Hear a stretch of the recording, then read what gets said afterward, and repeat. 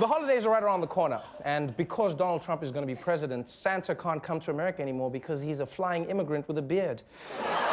And it's still hard to get used to the fact that Donald Trump will be president, especially because he lost by 2.5 million votes. But then he won the Electoral College, which is all that matters. It's almost like being in a relationship. You know how in relationships, quality time matters more than the quantity of time. Like, you'll get into fights like, why are you so angry? I hung out with you all weekend. She'd be like, yeah, but you spent hours sleeping. You're like, it was night. And then all of a sudden it doesn't count. And if you're like me, you probably thought that on election day, Americans were going to the polls to elect a president. But if you did vote, your vote didn't go to Clinton or Trump or the best third-party candidate out there, Harambe. He may be dead, my friends, but at least he knows where Aleppo is. When people voted, they were actually voting for electors, who are basically a bunch of locally appointed representatives who then vote on your behalf, which again makes no sense to me. Do you understand how weird that is? That's like going to a deli, but for some reason you can't order for yourself. You're just there at the counter like, hey, can I have a sandwich? And then there's some guy who's like, whoa, whoa, whoa, I got this. Hey, can he have a sandwich? It's a bizarre twist on an already bizarre system, because there are two ways to pick a president. There's giving it to the person with the most votes, commonly known as democracy, and then there's how America does it.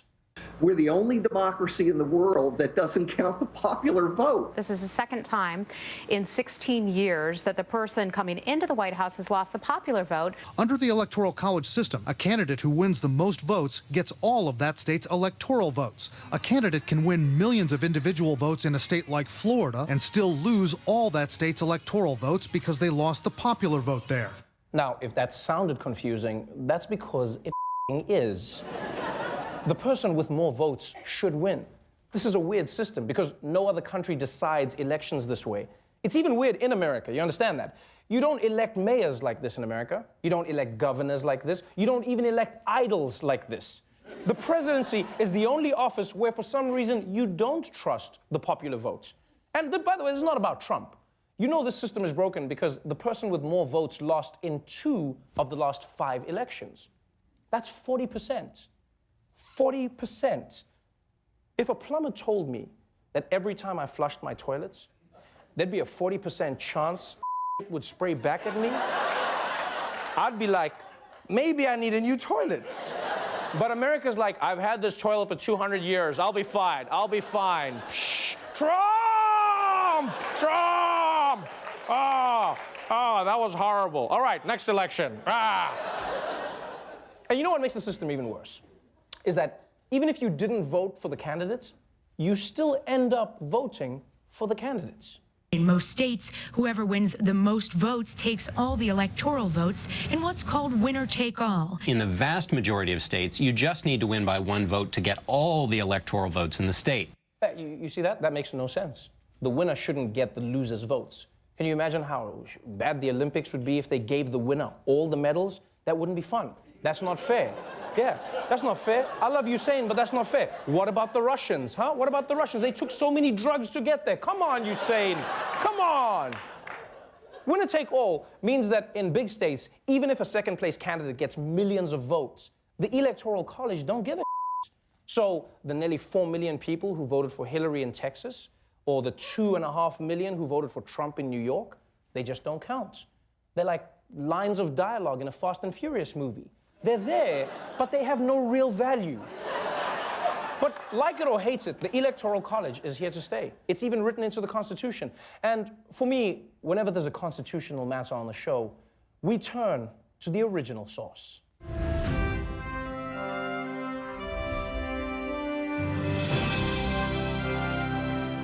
I don't know about you, but whenever I'm in a constitutional crisis, I open up my favorite app. It's called Founding Father. Let's hold on. There we go. Who summons me from ye old store made of apps? Thomas Jefferson, this is Trevor Noah. I have a question. Oh, okay, I know what you're going to say. Yes, chances are you are descended from me. But All the money's gone. No, Mr. Jefferson, it's not about that. It's about the Electoral College. Oh. Why does America need electors to pick a president? Why not just trust the popular vote? Trust the popular vote. What a good joke. Now I see why this show does so well with millennials. You see, Trevor, in my day, we didn't tally a popular vote for president. We believed the common people were ill-informed and couldn't be relied on to reject a populist demagogue. So we devised electors to ensure that America would never elect a dangerous, charismatic lunatic. Well, actually, I don't know if that worked out, you see, because the Electoral College, America's handing the White House, because of them, to a racist white guy instead of a more popular, more qualified woman. Sounds like it's working perfectly. What's the problem?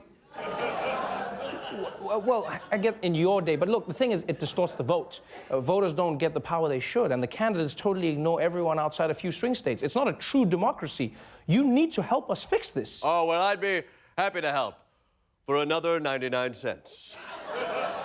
Are you kidding me? You have in-app purchases? Well, I mean, solutions are a premium feature, and you get to unlock my summer outfit. You know what? I don't want to see your outfit. I just want the solution, man. Well, okay, well, it's simple. Just amend the Constitution. Well, actually, people have tried and they failed more than 700 times to amend the Electoral College. It doesn't work because you guys made it so hard. You need 2/3 of the House and the Senate and... 3/4 of the states. Yeah, I know it's in the Constitution, okay? Look, could we have given it a bit more thought? Sure. But building a country from scratch is hard. Have you ever tried to write something with a feather? I mean, people were yelling. We were wearing wool pants. Hamilton won't stop rapping in the corner, so yeah. We botched some details. Sue me. Oh, you can't, because I'm a ghost. Whoa, Mr. Jefferson, I didn't mean to upset you. Well, you know, you could make it up to me. Oh, I'd be glad to. How do I make it up? Well, that thing you did last time? With your hand? Oh, you mean this thing? Yeah. Oh, yeah. Stop it. Oh, yeah. I'm gonna my pantaloons, okay. Hey there, thanks for watching. If you like that video, click below to subscribe, or click here to delete the internet. Yes, you found the button. Please be careful. Delete the entire internet right here.